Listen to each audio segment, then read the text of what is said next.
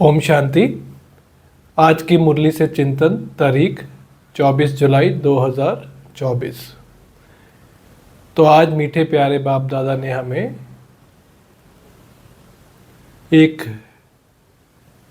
जैसे लेन देन हम करते हैं, उस लेन देन का एक गहरा राज जो बाबा ने हमें बताया कि वो बाबा जो परमात्मा है वो कैसे व्यापार करता है मनुष्यों से, बच्चों से, सभी आत्माओं से। तो बाबा ने हमें सिर्फ एक ही चीज़ बोली कि तुम मुझे याद करो और बाकी सब कुछ भूल जाओ। सब कुछ, किसी को भी याद नहीं करना, सिर्फ परमात्मा के सिवाय और किसी को नहीं याद करना। तो बाबा आज हमें इसी बात को लेके हुए, जो कि याद मुख्य, जो बाबा की मुरली का जो मुख्य जो कह सकते हैं कि मैसेज था, वो याद के ऊपर था और कितना इम्पॉर्टेंट है हमारे लिए वो याद की यात्रा में रहना। तो बाबा ने हमें आज पूरा दृश्य दिखाया एक तरह से कि हम कहाँ पर हैं अभी और कहाँ बाबा हमें ले जाने आए हैं। तो परमात्मा को हम बुलाते रहे हैं, भक्ति में कितना बाबा को बुलाया, परमात्मा को याद किया। अभी जब परमात्मा आए हैं वो खुद बोल रहे हैं परमात्मा कि मैं तुम्हारे निमंत्रण पे आया हूँ। तो इसका मतलब हमने भक्ति में परमात्मा को बहुत याद किया। और सबसे पहला फल हमें दिया बाबा ने, भक्ति का फल था हमें ज्ञान मीन्स परमात्मा की पहचान होना। तभी हम बाबा के उनके बच्चे बने। बाबा बोलते मेरे अपने बच्चे है, तो सभी बाबा के बच्चे हैं, सभी आत्मा, लेकिन अपने बच्चे कौन है? जो परमात्मा को पहचान गए। तो ये हुआ भक्ति का फल। अब बाबा कह रहे वो तो मिल गया, लेकिन करना क्या है? करना ये है, अभी आना है हमें। 3 चीज़ बाबा कह रहे याद रखनी है। जो बाबा को तो याद करना ही करना है, लेकिन फ्यूचर जो हमारा नेक्स्ट जन्म है उसके लिए शांति धाम और सुख धाम को भी याद करो। लेकिन अगर बाबा की याद रहेगी, जिसे बाबा अल्फ बोलते हैं, अल्फ की याद रहेगी, तो अपने आप बे की याद मीन्स वर्षे की याद भी आती रहेगी। तो बाबा ने आज पूरा हमें दृश्य जो वही दिखाया कि सतयुग में कैसा पूरा राज्य भाग्य होगा।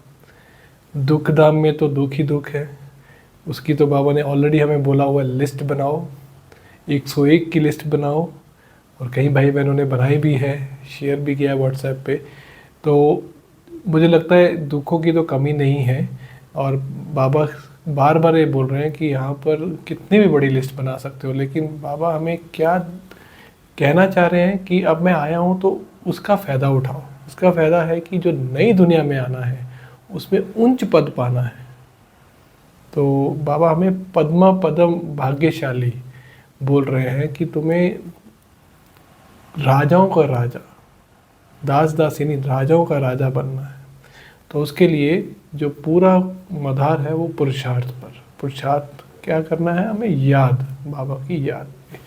तो आज बाबा ने जो हमें टाइटल या प्रश्न, जो मुख्य प्रश्न था और उसका उत्तर था, उसमें बाबा ने अच्छी रीति परमात्मा को याद करना और किसी को नहीं करना, उसी को बाबा कह रहे मैं उन्हीं का वेलकम करता हूँ जो मुझे अच्छी रीति याद करेंगे और किसी को याद नहीं करेंगे।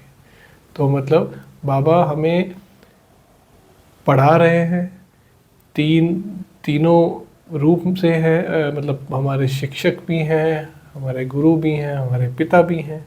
तो तीनों एक ही हैं और तीनों रूप से हमें उनको याद करना है।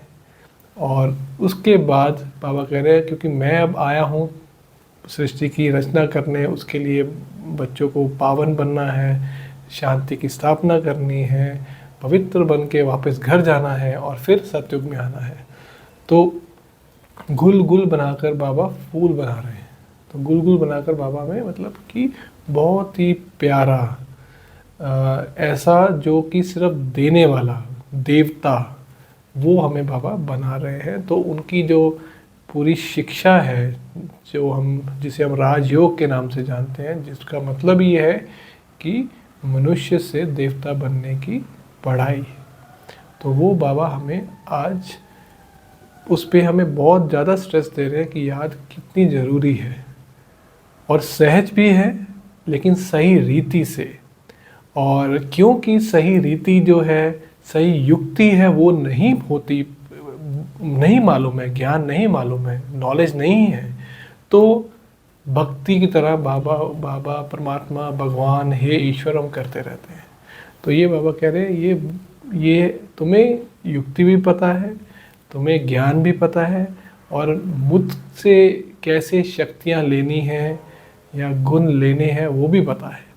तो ये लेकर अपने विकर्मों को विनाश करो और मेरे साथ घर चलो। अब घर जाने का टाइम है, तो पहले घर जाएंगे जो हमारा असली घर है, शांति धाम। उसके बाद हम आएंगे सतयुग में। तो उसके लिए बाबा हमेशा नंबरवार पुरुषार्थ अनुसार ही बाबा बोलते आएंगे, क्योंकि सब बाबा को पता है कि सभी बच्चे एक जैसा पढ़ाई नहीं पढ़ते हैं। एक जैसी पढ़ाई, पढ़ाने वाला तो एक ही है लेकिन पढ़ने वाले एक जैसे नहीं हैं। तो जो ज़्यादा पढ़ेगा उसको ज़्यादा ऊंच से ऊंच पद मिलेगा, मतलब राजाई मिलेगी। तो हमारा काम है विश्व की बादशाही लेना। बाबा कह रहे हैं याद करो, ये तुम्हारा विश्व की बादशाही मतलब तुम्हारा अधिकार है। ये तुम अगर अभी रावण की नगरी में बैठे हो, वो तुम्हारा घर नहीं है, तुम्हें से निकलना है। यहाँ का कुछ भी तुम्हें याद ना आए, कोई भी चीज़ में ध्यान भटके नहीं। तो ये जो इन दोनों का कंट्रास्ट है, तो उसके लिए बाबा ने हमें आज पूरा दृश्य दिखाया कि देखो सतयुग में दुनिया कैसी है।